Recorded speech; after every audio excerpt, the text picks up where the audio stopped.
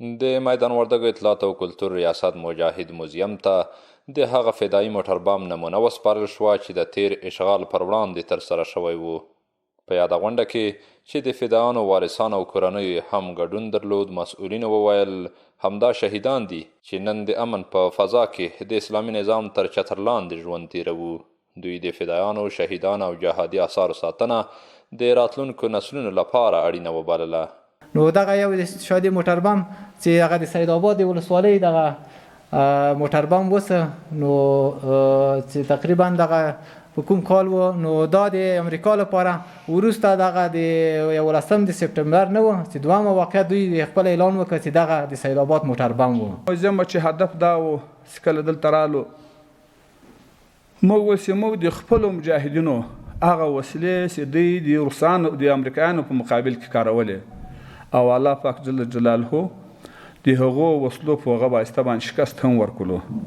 هغه موږ دلته جمع کړو، د هغه قهرمانانو هغه آثار چې دوی د الله حضور ته ورغلل هغه پاتې یادګارو به موږ سترګې لګي.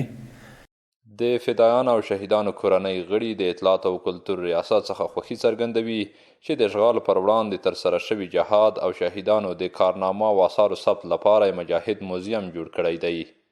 زه د دغه ریاست د مسؤلینو او د شهدا او معلولینو د ریاست د مسؤلینو نه ډېره مننه کوم چې دوی هغه د استشهادیانو خاصتا او د عامو مجاهدینو د شهیدانو یاد را تازه کړ. منګه په دې باندې افتخار کوو الحمدلله چې د افغانستان ډیر غیور ملت او ډیر مجاهد پروره ملت و. خپل ځانونه قربان کړل، خپل ځانونه لوله پکړل، خپل غوښې کباب کړلې، خو د اسلامي نظام په خاطر باندې. مجاهد ملي موزیم د میدان وردګو اطلاعات او کلتور ریاست په هڅو رغول شوی موزیم دی چې د شهیدانو او مجاهدینو کارنامه او آثارو د ثبت ترڅنګ لسګونه تاریخي آثار هم پکې راټول شوي دي.